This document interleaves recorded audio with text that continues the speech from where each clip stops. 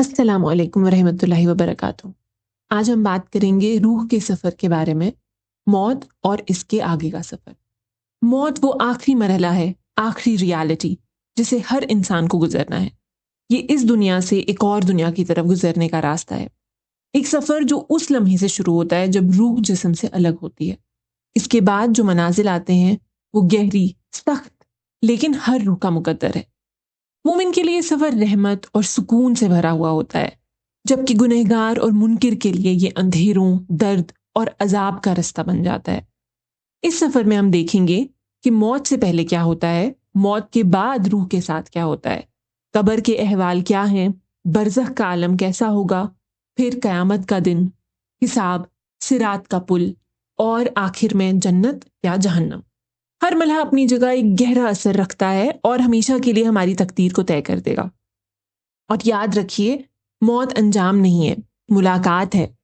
ایک دن ہم اپنے پیاروں سے پھر ملیں گے، وہ والدین جو گزر گئے، وہ رشتہ دار جن کی یاد دل کو دکھاتی ہے، وہ روحیں جنہیں ہم خوابوں میں دیکھتے ہیں، سب برزخ کے اس پار منتظر ہوں گے انشاءاللہ۔ تب تک ہماری طرف سے ان کے لیے صدقہ جاریہ، دعائیں اور نیک اعمال ان تک پہنچاتے رہیے، اور امید کریے کہ اللہ تعالیٰ اپنی رحمت سے ان کو اور ہم سب کو جنت میں داخل کرے انشاءاللہ، آمین۔ چلیے شروع کرتے ہیں۔ پہلا مرحلہ ہے موت سے پہلے کے چند لمحات۔ سوچئے وہ لمحہ جب انسان اپنی زندگی کی آخری سانس لے رہا ہوتا ہے۔ مومن کے پاس رحمت والے فرشتے اترتے ہیں، روشن چہرے، نرمی، تسلی دینے والے الفاظ۔ ان کے قدم بڑھتے ہی روح کو سکون محسوس ہوتا ہے۔ سورہ الدخن میں ہے کہ فرشتے کہتے ہیں، نہ خوف کرو اور نہ غمناک ہو، اور بہشت کی جس کا تم سے وعدہ کیا جاتا ہے خوشی مناؤ۔ اس وقت مومن کا دل اطمینان سے بھر جاتا ہے۔ وہ جانتا ہے کہ اللہ اس سے راضی ہے۔ گھر والے رو رہے ہوتے ہیں لیکن اس کی روح کو سکون ہوتا ہے، کیونکہ اب اس کا سفر رحمت کی طرف شروع ہو چکا ہوتا ہے انشاءاللہ۔ مگر جو اللہ کو نہیں مانتا، اس کا منظر بالکل مختلف ہوتا ہے۔ تفسیر معرف القرآن سورہ الانفال چیپٹر 8 ورس 50 کے مطابق، جب کافر کی موت آتی ہے تو موت کا فرشتہ اس کا چہرہ اور پیٹھ مارتے ہوئے روح نکالتا ہے۔ کچھ روایت میں آتا ہے کہ اس کے ہاتھ میں آگ کے کوڑے اور لوہے کے ڈنڈے بھی ہوتے ہیں۔ اللہ اس سب سے ہمیں بچائے، آمین۔ دل دہل جاتا ہے، روح بھے اور ندامت سے کانپتی ہے۔ اندھیرا اسے گھیر لیتا ہے اور اس کی روح پر ملامت کا بوجھ ہو جاتا ہے، نہ رحمت نہ آسرا، صرف خوف اور عذاب کی آمد۔ اگلا مرحلہ ہے موت کے بعد روح کی روانگی کا۔ جس وقت مومن کی روح جسم سے الگ ہوتی ہے، فرشتے اسے جنت کی بہترین لباس میں لپیٹ لیتے ہیں۔ روح کو اٹھا کر لے جایا جاتا ہے اور اسے وہ سکون ملتا ہے جو دنیا میں کبھی محسوس نہیں ہوتا۔ گھر والے زمین پر شاید غم میں رو رہے ہوں، لیکن اس روح کا سفر امن اور راحت سے شروع ہوتا ہے، ہمیشہ کی کامیابی کی طرف۔ لیکن کافر یا نافرمان انسان کے لیے یہ منظر بالکل مختلف ہوتا ہے۔ اس کی روح کو فرشتے سختی اور درد کے ساتھ نکالتے ہیں۔ روح کو اندھیرے اور بدبودار کپڑوں میں لپیٹا جاتا ہے۔ اس کا پورا سفر عذاب سے بھرا ہوتا ہے، نہ روشنی نہ سکون، صرف تنگی اور بے چینی۔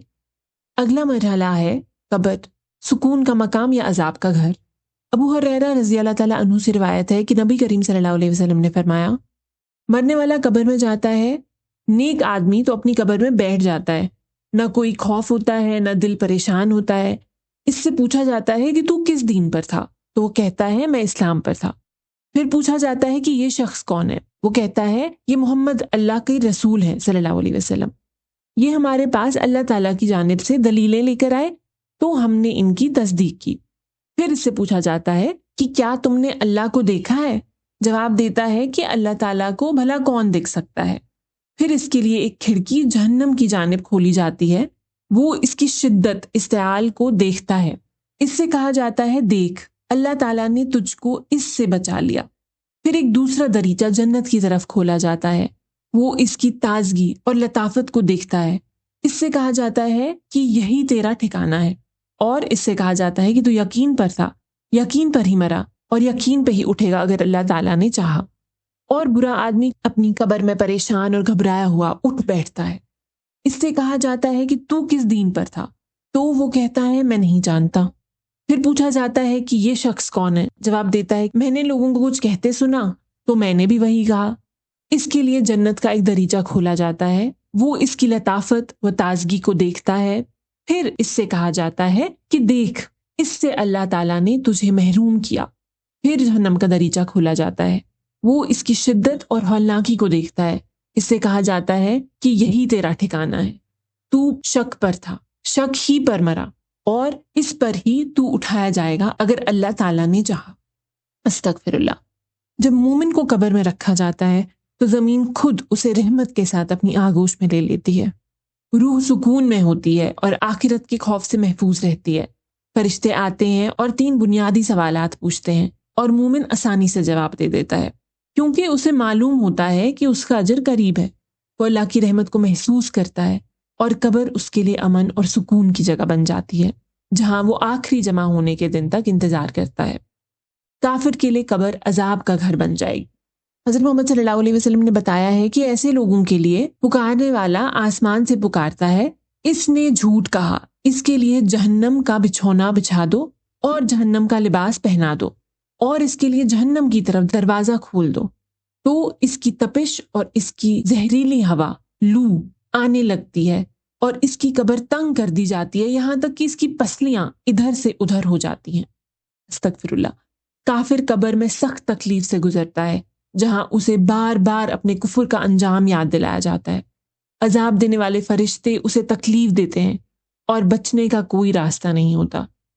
اندھیرا گھٹنے والا ہوتا ہے اور درد لگاتار رہتا ہے۔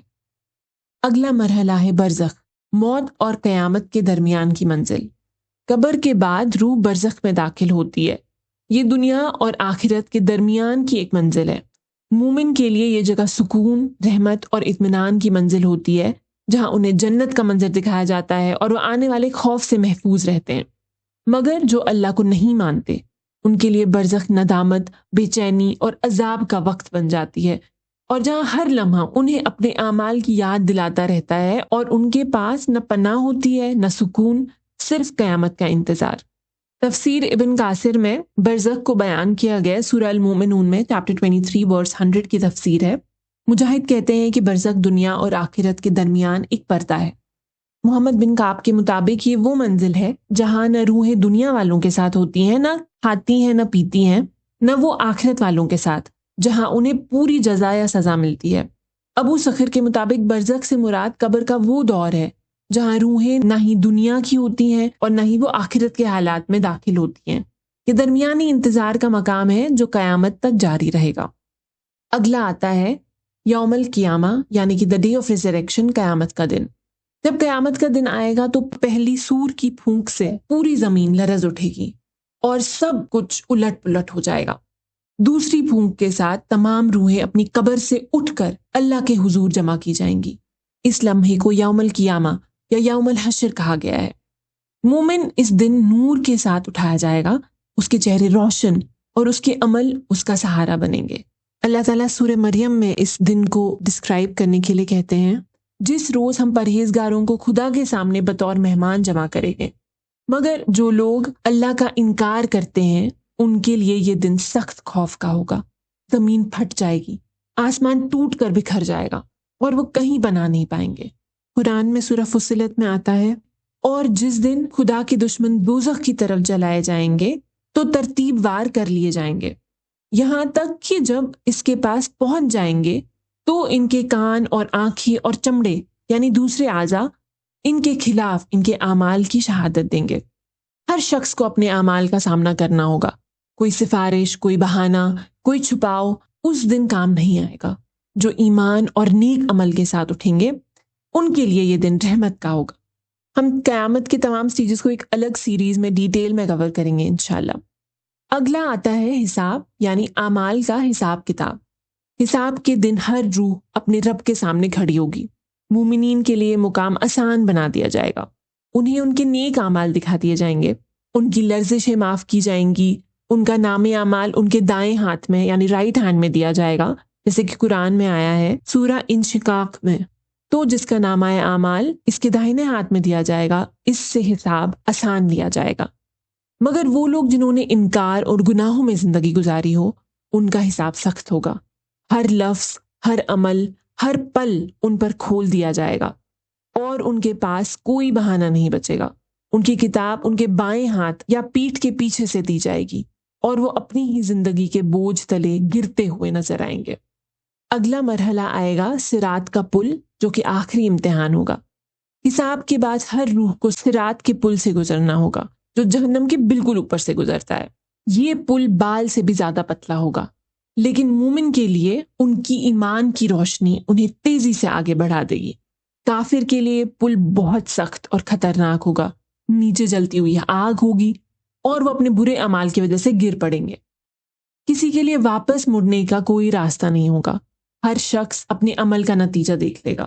نبی کریم صلی اللہ علیہ وسلم نے فرمایا، وہ ایک پھسلواں گرنے کا مقام ہے، چھوٹے چھوٹے کانٹے ہیں، مومن اس پر پلک مارنے کی طرح، بجلی کی طرح، ہوا کی طرح، تیز رفتار گھوڑے اور سواری کی طرح گزر جائیں گے۔ ان میں بعض تو صحیح سلامت نجات پانے والے ہوں گے اور بعض جہنم کی آگ سے جھلس کر بچ نکلنے والے ہوں گے، یہاں تک کہ آخری شخص اس پر سے گھسٹتے ہوئے گزرے گا۔ اللہ اس مرحلے کو ہمارے لیے آسان بنائے، آمین۔ آخر میں آتا ہے جنت، جو کہ ہمیشہ کی کامیابی ہے۔ مومن کے لیے یہ سفر جنت پر ختم ہوتا ہے، وہ ہمیشہ کے باغ جہاں نہ درد ہے نہ غم، صرف سکون اور خوشی ہے۔ اللہ تعالیٰ سورہ دخن میں وعدہ کرتے ہیں، بے شک پرہیزگار لوگ امن کے مقام میں ہوں گے، یعنی باغوں اور چشموں میں، حریر کا باریک اور دبیز لباس پہن کر ایک دوسرے کے سامنے بیٹھے ہوں گے۔ اس طرح کا حال ہوگا اور ہم بڑی بڑی آنکھوں والی سفید رنگ کی عورتوں سے ان کے جوڑے لگائیں گے۔ وہاں خاطر جمع سے ہر قسم کے میوے منگوائیں گے اور کھائیں گے، اور پہلی دفعہ کے مرنے کے سوا کہ مر چکے تھے، موت کا مزہ نہیں چکھیں گے، اور خدا ان کو دوزخ کے عذاب سے بچا لے گا۔ یہ تمہارے پروردگار کا فضل ہے، یہی تو بڑی کامیابی ہے۔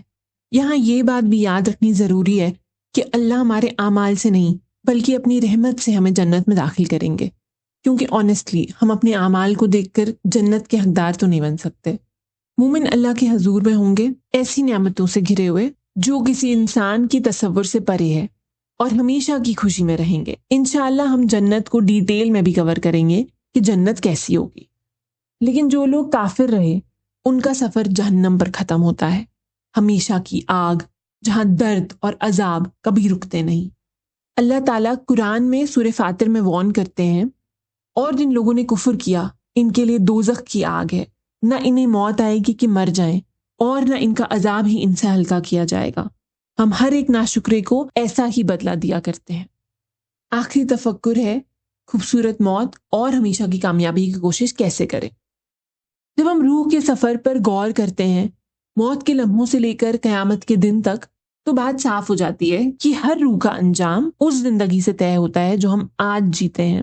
ہمارے اعمال، ہمارا ایمان اور اللہ سے ہمارا تعلق ہی طے کرتے ہیں کہ قبر میں کیا ہوگا، برزخ میں کیا ہوگا، اور حشر کے دن ہمارا کیسا حال ہوگا۔ لیکن امید کبھی ختم نہیں ہوتی۔ اللہ کی رحمت بہت وسیع ہے، چاہے آج ہم کہیں بھی کھڑے ہوں، آج بھی وقت ہے پلٹ آنے کا، معافی مانگنے کا اور بہتر انجام کے لیے کوشش کرنے کا۔ چلیے دیکھتے ہیں کہ ہم کیا کر سکتے ہیں ایک خوبصورت موت اور حسین انجام کے لیے انشاءاللہ۔ پہلا ہے اللہ تعالیٰ سے تعلق مضبوط کرنا۔ خوبصورت موت کی بنیاد اللہ سے گہرا رشتہ ہے۔ ہمیں روز کی عبادت، نماز کی پابندی اور اللہ کے ذکر کے ذریعے اس رشتے کو مضبوط کرنا چاہیے۔ نبی کریم صلی اللہ علیہ وسلم نے فرمایا، اللہ کے نزدیک سب سے پسندیدہ عمل وہ ہے جس پر ہمیشگی کی جائے، خواہ کم ہی کیوں نہ ہو۔ 5 وقت کی نماز، صدقہ، علم حاصل کرنا، یہ سب دل کو موت کے لیے تیار کر دیتے ہیں۔ اور دعا نہ بھولیے، یہی سب سے طاقتور ذریعہ ہے کہ ایک اچھی موت اور قبر کے عذاب سے حفاظت مانگنے کا۔ اللہم انی اسألک الجنہ، اللہم انی اعوذ بک من عذاب القبر ومن عذاب جہنم، اللہم انی اسألک حسن الخاتمہ، یا مقلب القلوب ثبت قلبی علی دینک، آمین۔ اگلا طریقہ ہے توبہ اور استغفار۔ موت کسی بھی وقت آ سکتی ہے، توبہ ہماری روحانی زندگی کا بہت اہم حصہ ہونا چاہیے۔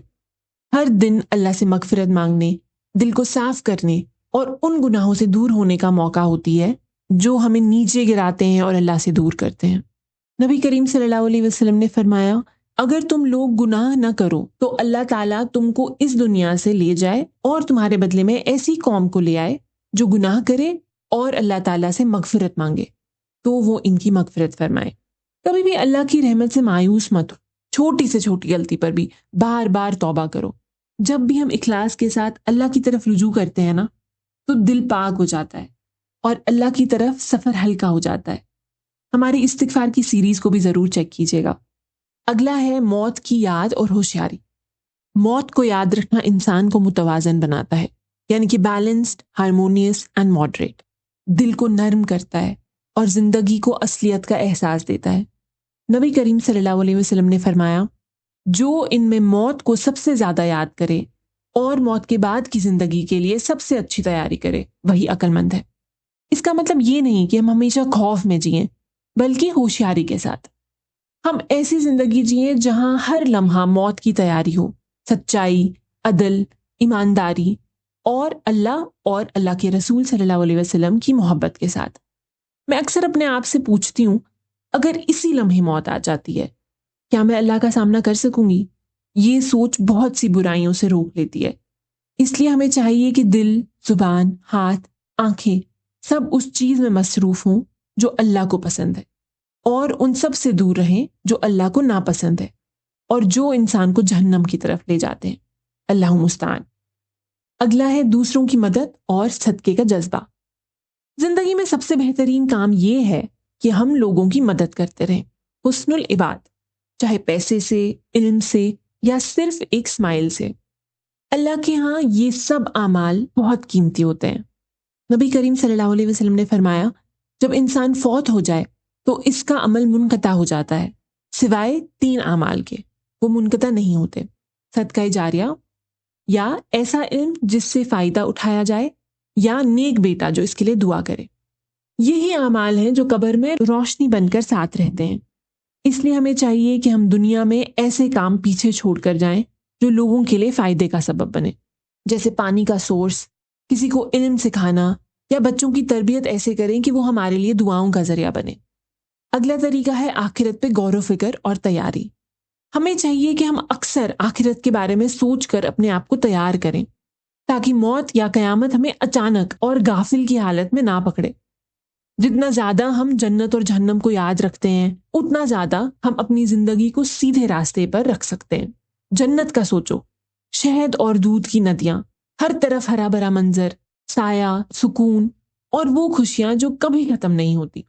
اور پھر جہنم کا سوچو، درد، حسرت اور وہ عذاب جس کا کوئی آخر نہیں۔ ان دونوں حقیقتوں کو یاد رکھنا دل کو سیدھا رکھتا ہے۔ اس لیے عادت بنائیں کہ قرآن پڑھیں، آخرت کے درس سنیں اور ان ٹاپکس پر بات کریں جو قبر، حشر، حساب اور ہمیشہ کی زندگی سے متعلق ہوں۔ ایسے یاد و تازہ سے دل میں امید بھی پیدا ہوتی ہے اور ڈر بھی، اور دونوں ہمیں سیدھے راستے پر چلنے میں مدد دیتے ہیں انشاءاللہ۔ اگلا طریقہ، اچھا اخلاق اور دل کی پاکیزگی۔ حسن اختتام، اچھی موت انہی لوگوں کا حصہ بنتی ہے جو اپنی زندگی اچھے اخلاق، نرمی اور سچائی سے گزارتے ہیں۔ رسول اللہ صلی اللہ علیہ وسلم نے فرمایا، تم میں سب سے بہتر وہ آدمی ہے جس کے اخلاق سب سے اچھے ہوں۔ اس لیے اپنے دل کو کبر، تکبر، حسد، نفرت اور گھمنڈ سے پاک صاف رکھنا بہت ضروری ہے۔ کوشش کریں کہ ہم دوسروں کو معاف کرنے والے، مہربان، شکر گزار اور نرم مزاج لوگ بنیں۔ اپنی نیت کو ہمیشہ صاف رکھنا چاہیے، کیونکہ اخلاص وہ چیز ہے جو اللہ کو سب سے زیادہ پسند ہے۔ ہر عمل چاہے چھوٹا ہو یا بڑا، صرف اللہ کے لیے ہو۔ جو انسان اپنا دل صاف کرتا رہتا ہے، اللہ اس کے لیے موت کے لمحوں کو بھی آسان بنا دیتا ہے انشاءاللہ۔ اگلا ہے وصیت اور دفن کی تیاری، پراپر ول۔ آخر میں ایک اچھی موت کی تیاری کا حصہ یہ بھی ہے کہ ہم اپنے بعد کے معاملات کو صحیح طرح سے سیٹ کر کے جائیں۔ رسول اللہ صلی اللہ علیہ وسلم نے فرمایا، کسی بھی مسلمان کے لیے جن کے پاس وصیت کے قابل کوئی بھی مال ہو، درست نہیں کہ 2 رات بھی وصیت کو لکھ کر اپنے پاس محفوظ رکھے بغیر گزارے۔ اس کا مطلب یہ ہے کہ ہم اپنی زندگی میں اپنی وصیت لکھ کر رکھ لیں، تاکہ ہمارے بعد ہمارے گھر والے پریشان نہ ہوں۔ اس میں یہ شامل ہوتا ہے کہ ہم اپنے مال اور ڈے ٹو ڈے ذمہ داریوں کا انتظام لکھ کر جائیں، اپنے خاندان کی بھلائی کا خیال رکھیں، اپنے دفن کی تیاری کو سنت کے مطابق انشور کریں۔ یہ چھوٹی سی پلاننگ ہمارے لیے بھی سکون کا سبب بنتی ہے اور ہمارے گھر والوں کے لیے بھی رحمت ہوتی ہے۔ بالکل آخر میں اس کو پھر سے دہرانا چاہتے ہیں کہ اللہ کی رحمت ہمارا انتظار کر رہی ہے۔ جب ہم روح کے اس سفر پہ غور کرتے ہیں، موت کے لمحوں سے لے کر قیامت کے دن تک، تو ہمیں سمجھ آتا ہے کہ یہ سفر اصل میں ہمارے اپنے اعمال سے طے ہوتا ہے۔ ہر روح کا انجام اسی پر ڈیپینڈ کرتا ہے جو ہم نے اس دنیا میں کیا ہوگا، لیکن امید زندہ ہے، اللہ کی رحمت بے انتہا ہے، اور چاہے ہم آج کسی بھی حالت میں کھڑے ہوں، واپس لوٹنے کا دروازہ ہمیشہ کھلا ہوتا ہے۔ اگر ہم آج سے اسی لمحے اخلاص کے ساتھ، تواضع کے ساتھ اور اس یقین کے ساتھ جئیں کہ ہمیں اپنے رب سے ملنا ہے، تو امید کی جا سکتی ہے کہ ہم اپنی زندگی کا انجام اللہ کو راضی کرنے والی حالات میں پائیں گے۔ ہم سب آخرت کی طرف جا رہے ہیں، چاہے ہمیں پسند ہو یا نہ ہو، مگر اختیار ہمارے ہاتھ میں ہے کہ ہم اس لمحے کی تیاری کیسے کرتے ہیں۔ آج ہی سے اپنی زندگی کو بہتر بنائیں، آج ہی سے نیک اعمال جمع کریں، آج ہی سے معافی مانگیں، آج ہی سے اللہ کے قریب ہو جائیں، تاکہ جب وہ لمحہ آئے ہم ان لوگوں میں شامل ہوں جو اللہ کے محبوب ہوں، جنہیں ایک خوبصورت موت، ایک پرسکون قبر اور آخرت کی کامیابی نصیب ہو۔ اللہ ہم سب کو حسن الخاتمہ، قبر کا سکون اور آخرت کی کامیابی عطا فرمائے، آمین۔ آئیے ایک گہری سانس لیتے ہیں اور اللہ پر توکل کرتے ہوئے آگے بڑھتے ہیں۔ آپ صرف ایک چیز یاد رکھیے، اخلاص بھرا دل کبھی بے اجر نہیں رہتا۔ آپ بس کوشش جاری رکھیے اور اللہ ضرور راستہ بنا دے گا۔ جزاک اللہ خیرن۔ ہمیں ضرور بتائیے گا اگر آپ اردو میں اور ویڈیوز دیکھنا چاہتے ہیں۔ وعلیکم السلام ورحمۃ اللہ وبرکاتہ۔